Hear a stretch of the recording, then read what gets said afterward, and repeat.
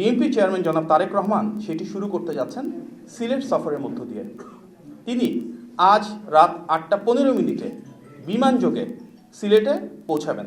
আমরা সবাই জানি যে আসন্ন ত্রয়োদশ জাতীয় সংসদ উপলক্ষে নির্বাচন কমিশন একটি তফসিল ঘোষণা করেছে, যার আলোকে আগামীকাল 22 জানুয়ারি বৃহস্পতিবার থেকে নির্বাচনী প্রচারণা শুরু হতে যাচ্ছে।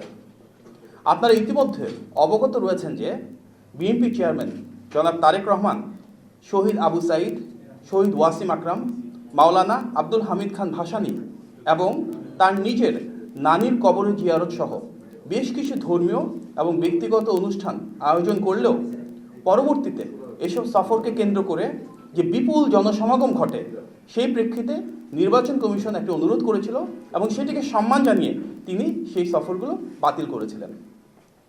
ঘোষিত তফসিল মোতাবেক আগামীকাল নির্বাচনী প্রচারণা যেহেতু শুরু হতে যাচ্ছে, বিএনপি চেয়ারম্যান জনাব তারেক রহমান সেটি শুরু করতে যাচ্ছেন সিলেট সফরের মধ্য দিয়ে। তিনি আজ রাত 8:15 বিমানযোগে সিলেটে পৌঁছাবেন। গভীর রাতে হজরত শাহজালাল রহমতুল্লাহি আলাইহি সাল্লাল্লাহু আলাইহি ওয়াসাল্লামের মাজার জিয়ারত করবেন এবং আগামীকাল সকালে সিলেট আলিয়া মাদ্রাসা মাঠে নির্বাচনী সমাবেশে যোগদান করবেন। জনাব তারেক রহমান আগামীকাল দুপুরবেলা মৌলভীবাজার সদর উপজেলার শেরপুর আইনপুর খেলার মাঠে সমাবেশে যোগদান করবেন। যাত্রাপথে হবিগঞ্জ জেলার শায়েস্তাগঞ্জ উপজেলায় প্রস্তাবিত নতুন উপজেলা পরিষদ মাঠে সমাবেশে যোগ দিবেন।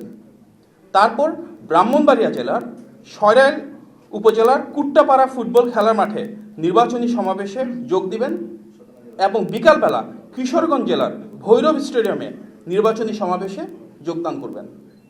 এরপর যাত্রাপথে তিনি নরসিংদীর পৌর এলাকা সংলগ্ন নির্বাচনী সমাবেশ হয়ে নারায়ণগঞ্জ জেলার 2500 রূপগঞ্জ গাউছিয়া এলাকার সমাবেশে যোগদান করবেন এবং তারপর গভীর রাতে গুলশানস্থ নিজের বাসভবনে ফিরবেন ইনশাল্লাহ। এই লক্ষ্যে ইতিমধ্যে আমরা সংশ্লিষ্ট প্রতিটি জেলার প্রশাসক তথা রিটার্নিং অফিসার, যার মাঝে রয়েছে সিলেট, সুনামগঞ্জ, মৌলভীবাজার, হবিগঞ্জ, ব্রাহ্মণবাড়িয়া, নরসিংদী, নারায়ণগঞ্জ এবং ঢাকার সংশ্লিষ্ট পুলিশ বিভাগ এবং অন্যান্য কর্তৃপক্ষকে চিঠি প্রদানের মাধ্যমে অবহিত করেছে।